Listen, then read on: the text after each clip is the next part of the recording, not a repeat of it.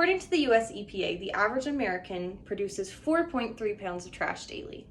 This means that in 1 year, the average American will produce 1,569.5 pounds of trash. That is a ridiculous amount. The amount of trash we're producing is a huge problem that desperately needs to be addressed. This is why we need to be pushing the zero waste lifestyle.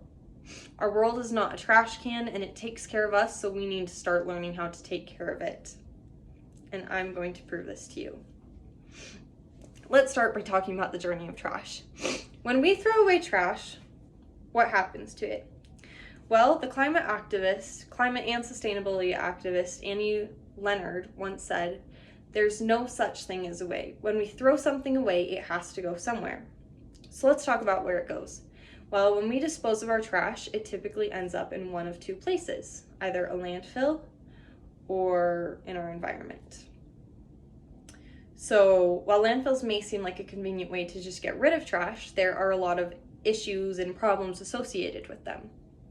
The first one being that they are full of dangerous toxins. According to environmentvictoria.org, waste such as televisions, computers, and other electronic appliances contain a long list of hazardous substances such as mercury, arsenic, cadmium, PVC solvents, acids, and lead. And when rainwater comes and drenches these landfills, all of these toxic chemicals then go down into our soils and into our waterways.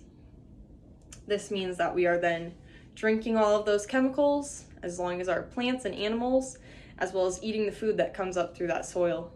Food waste is another massive problem in landfills. When food waste is disposed of properly, it is actually very helpful to our soil because we are able to compost it and it goes into the soil and provides a lot of nutrients.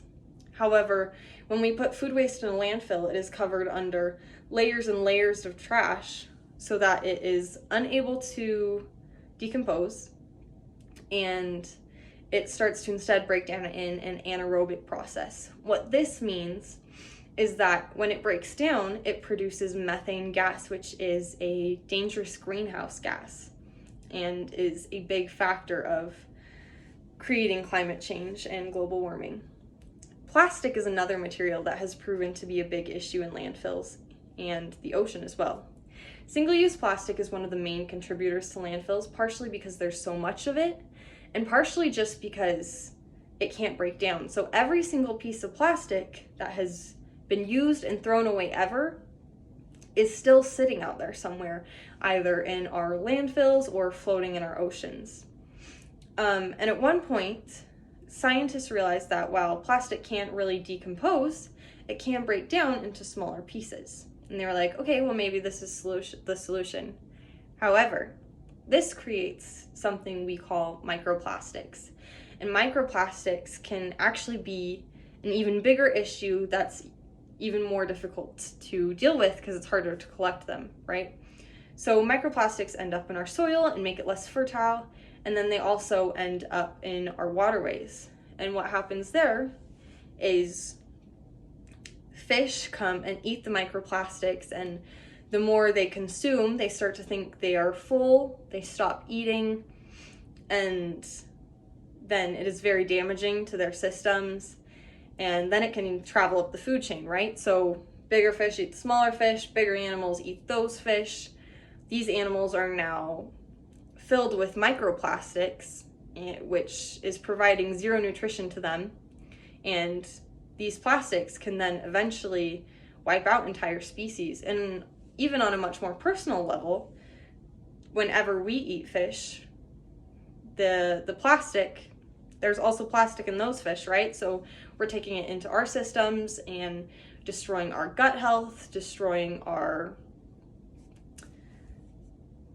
gut health and our immune systems every time we ingest a little more plastic. Only we humans make waste we can't digest. That's a famous quote from the oceanographer Charles Moore.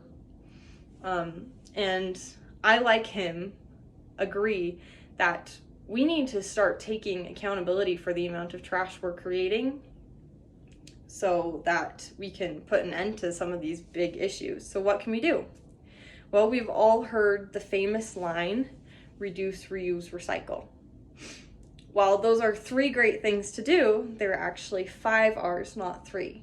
And they are refuse, reduce, reuse, recycle, and rot. So let's go through those. First of all, refuse. This is the first and often the hardest step for a lot of us who particularly don't like confrontation. To refuse is to learn to say no and be intentional about the things you accept and bring into your home. This means saying no to freebies, saying no to like spam in your mailbox,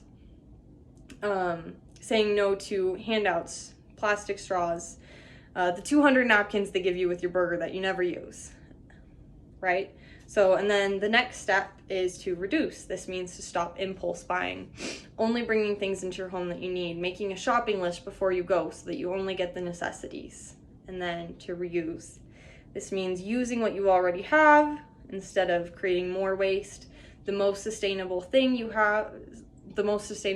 use is what you already have. So this means totes, cloth bags, using washcloths instead of getting napkins. And then the 4th step is to recycle. After you refuse, reduce, and reuse, really you shouldn't have a ton left after that you need to recycle.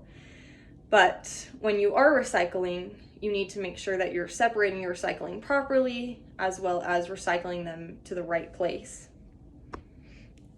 And then the last one is rot. We already talked about this one a little bit. Basically, it's just composting your food or finding a local place to compost your food instead of putting it into the landfills, all your food and your food waste, so that it isn't creating that methane gas. No one is perfect, and we won't instantly be able to stop all of this waste that is being produced. But the best thing we can do is educate ourselves and take little steps towards a waste-free lifestyle. We all need to work together and populate the idea of a zero-waste community so that as individuals, we can turn 1,569.5 pounds of trash per year to 0.